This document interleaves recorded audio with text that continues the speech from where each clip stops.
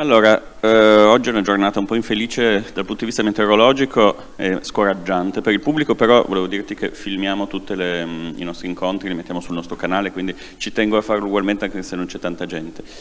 Questo è il terzo capitolo di una serie di incontri sui professionisti che lavorano nella nostra regione, Fare cinema in Veneto. Il titolo è un po' fuorviante, come mi hai fatto subito notare, perché abbiamo usato l'espressione cinema laddove, per esempio nel tuo caso, non fai propriamente cinema. Abbiamo intervistato, insomma, chiacchierato informalmente con Nicola Rosada ieri e qualche giorno fa con Francesco Bonsembiante. Tu fai un lavoro diverso sia da Francesco sia da Nicola. Raccontami un pochino di Z Group, come è nato e che cosa fa esattamente. Sì, esattamente. Z Group è una società di Treviso che ha 20 anni di storia, è nata nel 22 anni, ormai nel 2000, e nasce come service televisivo. Service televisivo significa mettere a disposizione di giornalisti, di registi, sia di televisioni, di broadcaster o di agenzie, la tecnica, ma anche gli operatori, i direttori della fotografia. Noi siamo partiti con il core business nell'ambito della televisione, ma piano piano negli anni ci siamo spostati anche nel cinema, siamo diventati anche produttori. Quindi diciamo che io credo nel panorama siamo una realtà un po' particolare, un po' spuria, perché nell'ambito le aziende sono suddivise o in service televisivi o in service cinematografici o in case di produzione per il cinema. Z Group è una realtà che negli anni ha toccato un po' tutti gli ambiti, quindi siamo un po' strani. E perché? Partiamo appunto dalla televisione. Tutt'oggi noi siamo qui alla Mostra del Cinema presenti con 9 troupe per conto di TV straniere e nazionali, ma siamo anche produttori, assieme a Kublai Film ad esempio, di un documentario d'arte che uscirà al cinema il 3, 4 e 5 ottobre. Tiziano, esatto.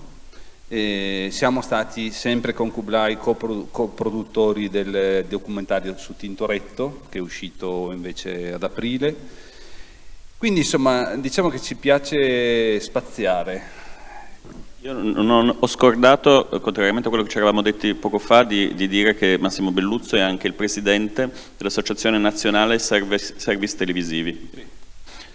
Sì, io sono da 3 anni presidente, come dicevi tu, dei service televisivi, perché io credo fortemente nell'aggregazione e nel fare rete, nel trovare elementi di condivisione tra le aziende.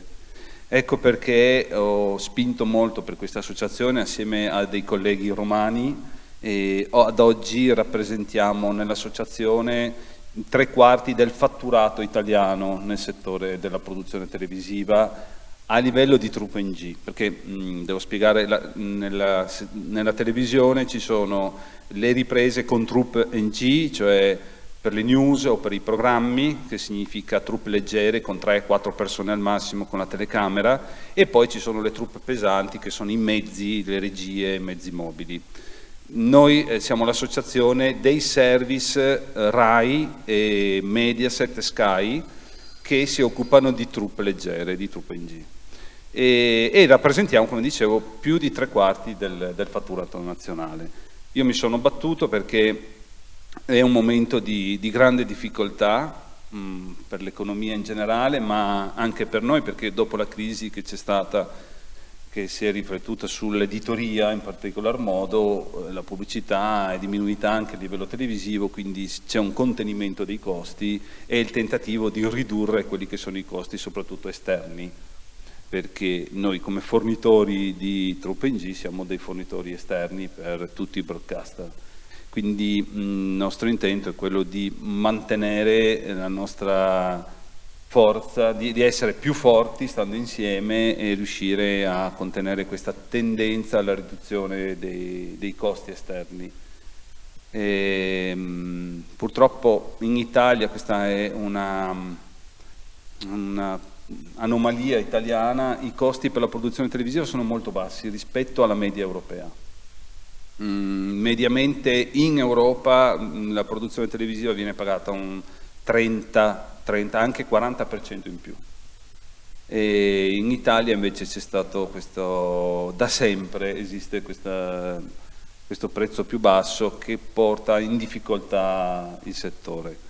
E, come dicevo prima, io credo nel fare rete, ecco per questo l'associazione ANSI dei service, ma anche le coproduzioni, come dicevo prima, con Kublai, ma non solo Kublai, anche con Videe, con Tiziano abbiamo avuto anche Sky, Arte, quindi mettersi insieme per fare gruppo, per essere forti, per raggiungere quella capacità di produrre prodotti di qualità. Guarda, ieri abbiamo avuto qui Nicola Federigoni di K+, che presentava le loro attività, la loro line-up, i loro progetti, e raccontava una cosa abbastanza simile, questo fatto di essere eclettici, di fare tante cose. Loro hanno cominciato come location managing, poi produzione esecutiva, adesso fanno anche produzione, ma vogliono continuare a fare organizzazione, diciamo, quindi è una cosa, evidentemente un orizzonte abbastanza comune ed efficace nelle società di adesso. Poi non so in quanti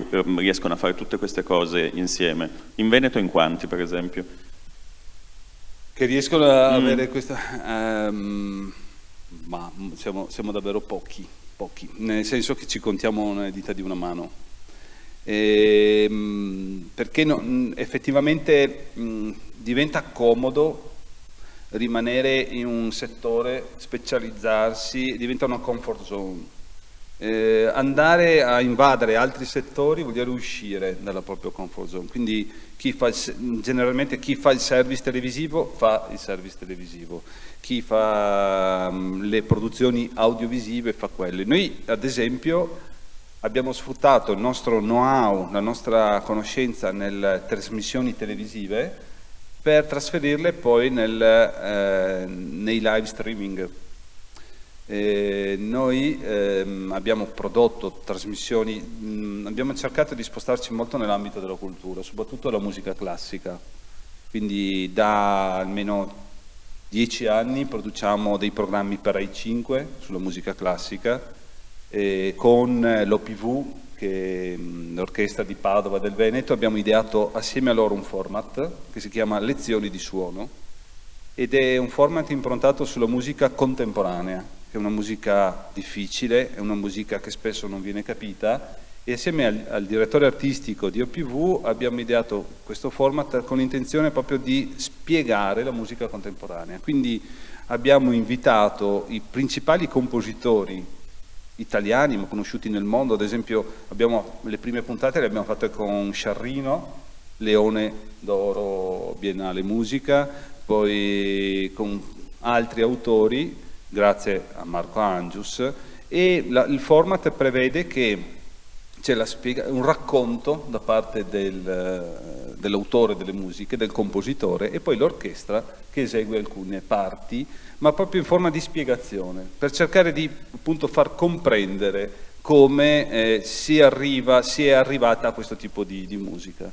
È stato molto apprezzato da Rai 5, siamo ormai alla 10ª edizione, realizziamo 5 puntate all'anno da 52 minuti, e questa è un'attività.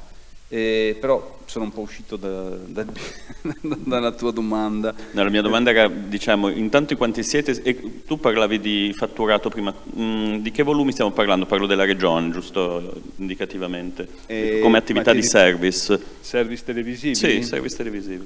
Allora, è un dato che faccio un po' fatica a stimare.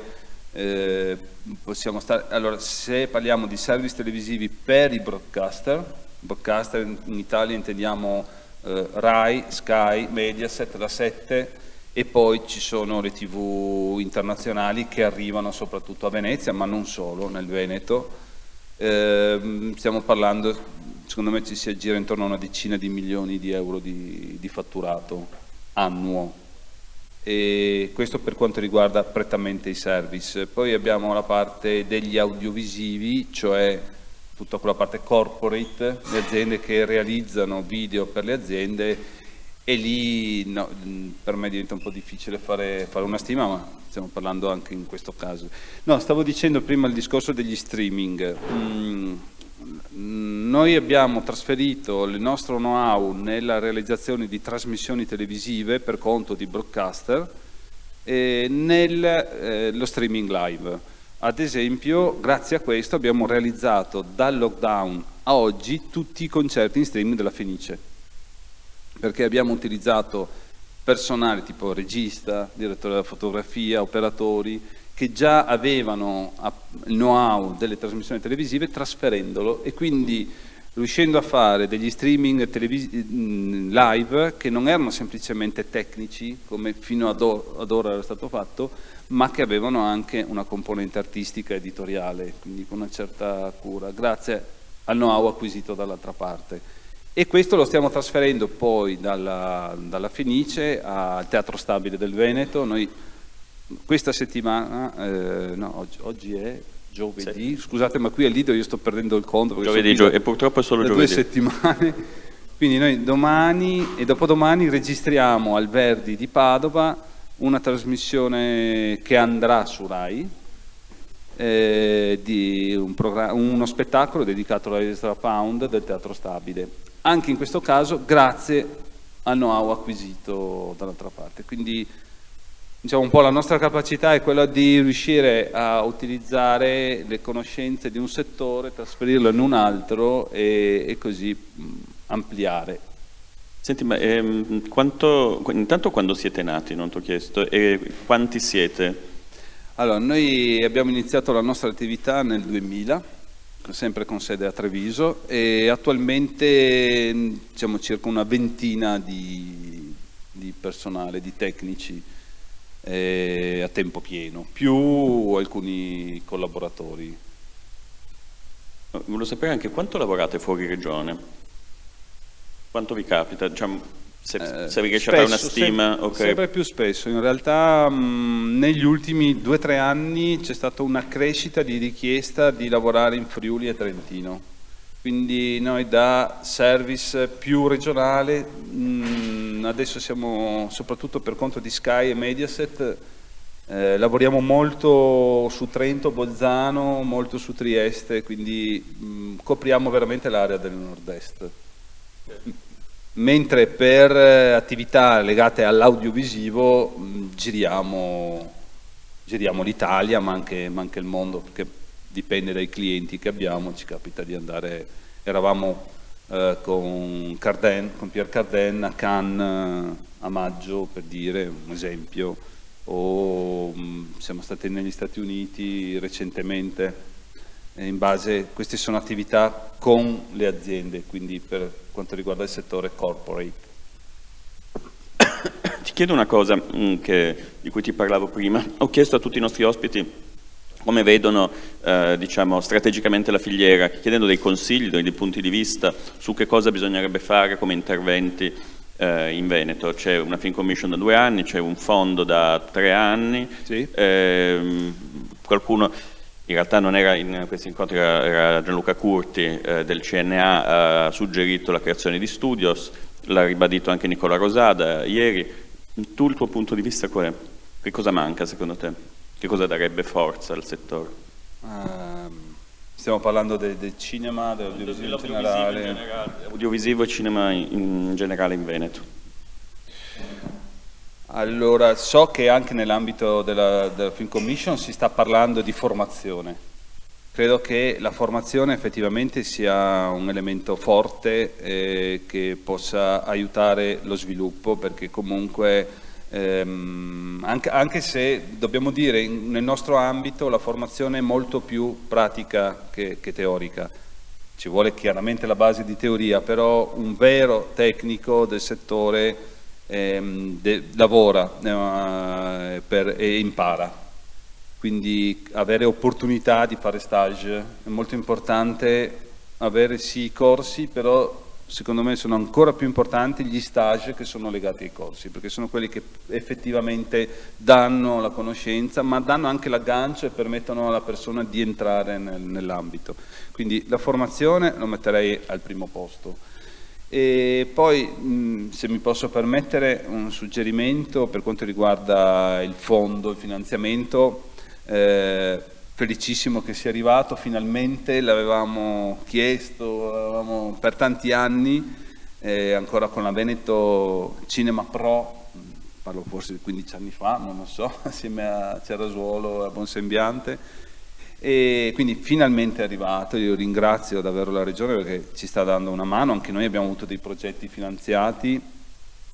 Quello che secondo me potrebbe essere utile, come sta facendo la Regione Emilia-Romagna, è riservare, se possibile, una parte del fondo non solo legato alle produzioni in Veneto, quindi con lo scopo di promozione del territorio, quindi premiando chi gira in Veneto o chi utilizza personale veneto, ma anche una quota alle aziende venete che vogliono realizzare prodotti.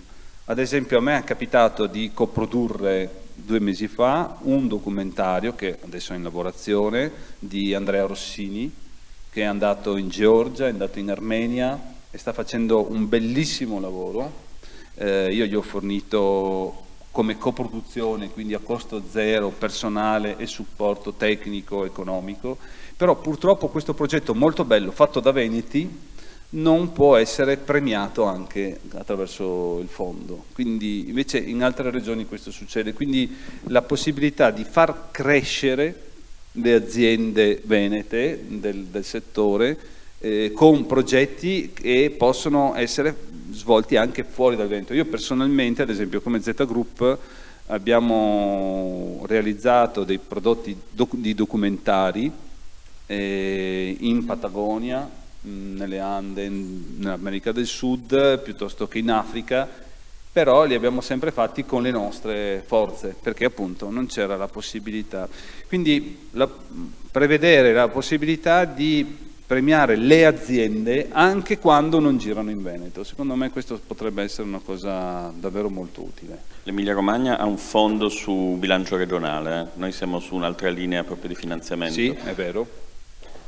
So che essere legati al finanziamento europeo, al POR, ha dei vincoli che questo lo so, me ne rendo conto. Comunque l'idea non tanto le aziende ma i professionisti, l'idea di rendere eleggibile il lavoro dei professionisti residenti in Veneto anche quando lavorano fuori, per dirti se un film ha 2 settimane di ripresa in Veneto e una in Emilia Romagna, rendere eleggibile la spesa anche di quella settimana in Emilia Romagna è una cosa che stiamo prendendo in considerazione in realtà, quindi va un po' nella direzione che dici tu dici le aziende, l'idea sarebbe anche quello di un fondo sviluppo che potrebbe dare un sostegno alle imprese locali.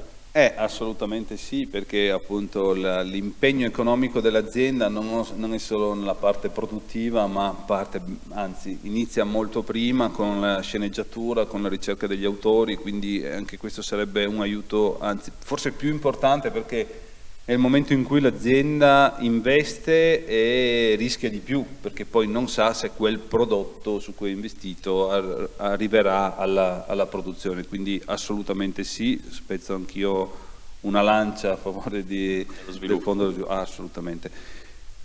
Per quanto riguarda gli studios, non so, parliamone. Io non vorrei dare un segnale di contraddizione o di contrasto, diciamo sì, però stiamo anche molto attenti alle cattedrali nel deserto, cioè non creiamo strutture che magari possono essere anche troppo grandi e poi rimangono non sfruttate. Ci sono degli esempi in Italia, non voglio fare nomi per correttezza, però ci sono degli esempi in Italia, per chi li conosce, di strutture create che poi magari hanno funzionato un po' e poi sono rimaste lì inutilizzate e quindi diventerebbe uno spreco. Quindi io dico sì, però con molta intelligenza, con molta attenzione, per far sì che non si venga a creare una struttura che poi non ha un vero utilizzo e ricaduta, con un impegno di soldi pubblici che poi vengono sprecati.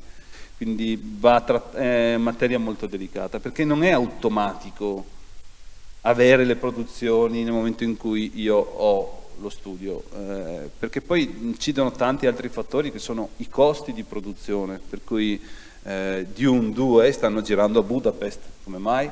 Perché ci sono costi più bassi, quindi non è che vengono a Venezia perché c'è lo studio. E poi ci sono anche dei professionisti, perché poi coprire anche tutti i ruoli non è immediato. Non è così facile, diciamo che è un argomento, cioè è una cosa molto delicata, si può fare ma va gestita con molta attenzione secondo me, quindi perché insomma è giusto chiedere soldi pubblici, però dobbiamo anche stare attenti a non sprecarli i soldi pubblici. Senti, ti chiedo ancora una cosa sui vostri progetti futuri, visto che fate cose molto diverse fra di loro, se vuoi dire qualcosa sul prossimo anno, insomma, siamo all'inizio dell'anno lavorativo, diciamo così, Venezia. Sì. Allora, noi a livello di produzioni cinematografiche stiamo valutando alcuni cortometraggi.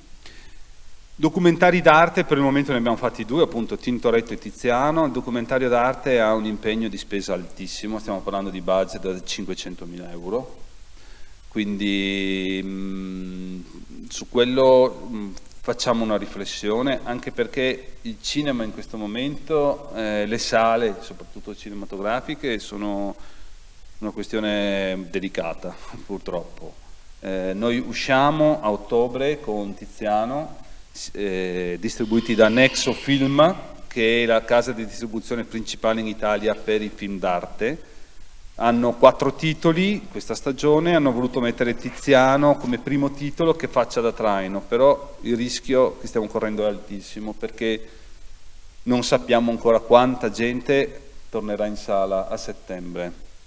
Abbiamo avuto un incontro con i dirigenti Sky proprio a luglio e loro stessi ci dicevano che ahimè stanno per il momento sospendendo tutte le produzioni cinematografiche, cioè Sky Arte produrrà documentari d'arte o altri prodotti, ma per la parte televisiva, non per il cinema. Hanno deciso questo, proprio perché il rischio in questo momento è altissimo. Prima della pandemia, un documentario d'arte, che fosse della Nexo piuttosto che di Sky, aveva un incasso medio che si aggirava tra i 2 e i 300.000 euro. Post pandemia, noi con Tintoretto abbiamo incassato 50.000 in tutta Italia. Noi abbiamo detto, mannaggia, non siamo stati bravi a fare promozione. Abbiamo parlato con Sky, loro hanno prodotto il documentario Roma, hanno tappezzato le principali città italiane di pubblicità, spendendo una cifra che non ci hanno detto, ma penso enorme, e hanno incassato meno di Tintoretto. E loro stessi hanno detto, se prima l'incasso medio si aggirava intorno ai 200.000-300.000 euro, quindi il budget di produzione era sui 500.000, con i finanziamenti che possono essere di carattere regionale e nazionale, tranquillamente si copre il budget. Ora questa garanzia non c'è più. Ora fanno incassi i grandi film hollywoodiani e punto. Poi c'è il crollo. Tutta la fascia che c'era prima mediana non c'è più. Questo è quello che è avvenuto finora. Non si sa cosa succederà a settembre. Può essere stato l'avanzamento delle piattaforme, grazie al Covid la gente si è abituata di più, c'è più paura di tornare al cinema, io non lo so, però sta di fatto che in questo momento il cinema stanno registrando meno 70% di spettatori, meno 70% rispetto alla pre-pandemia. La mia paura è che non si recupererà tutto, cioè chiaramente non potrà stare a meno 70, però io temo che l'influsso soprattutto delle piattaforme inciderà, quindi io sono di Treviso, il cinema Corso in centro a Treviso non si sa se apre a settembre, insomma, per essere pragmatici, perché è inutile fare grandi discorsi, ma alla fine la realtà è questa, in centro a Treviso rimane l'Edera, punto. Per cui anche chiaramente per chi come me deve produrre è ovvio che ci si pensa su, per cui documentari d'arte abbiamo abbiamo Giorgione nel cassetto, però vediamo con Kublai Film. Abbiamo cortometraggi, continuiamo con gli streaming nei teatri, quindi La Fenice, Teatro Stabile, Orchestra di Padova e del Veneto, Teatro Olimpico a Vicenza, e quindi questa è un'attività che ci gratifica anche perché comunque ci permette di restare nell'ambito della cultura, quindi produrre video sì, ma non solo i video per le aziende, che comunque facciamo, per carità, ma poi quello che ci dà lo stimolo maggiore ovviamente è quello di poter avere a che fare con ambiti culturali più prestigiosi che danno anche soddisfazione. Senti, ti ringrazio molto, hai dato un sacco di spunti e mi piace, abbiamo veramente toccato anche con te, ma nel corso di tutti questi incontri, tantissimi aspetti del fare audiovisivo, cinema, in Veneto e non solo. Prima di congedarti e ringraziarvi, chiedo all'assessore se ha piacere di chiudere. Grazie, ringrazio il direttore. Beh, questa è una delle occasioni in cui abbiamo cercato anche di proporre le realtà che esistono in Veneto e una serie di incontri voluti dalla nostra Film Commission regionale alla luce del fatto che si tratta di una realtà recentemente giovane ma che vuole costruire dei rapporti sempre più profondi con il territorio, con gli operatori del settore, con tutti i portatori di interesse, sapendo bene che una regione come il Veneto può vincere queste sfide solamente facendo veramente squadre e costruendo delle reti efficaci. Particolarmente significativo è stato il contributo perché ci dà anche il senso del punto di vista di un operatore e la dinamica di questi cambiamenti così profondi e direi anche rapidi rispetto al passato che il mondo dell'audiovisivo sta attraversando. Cambiamenti che dovranno mettere anche in discussione tutte quelle che sono le azioni che abbiamo strutturato nella nostra programmazione.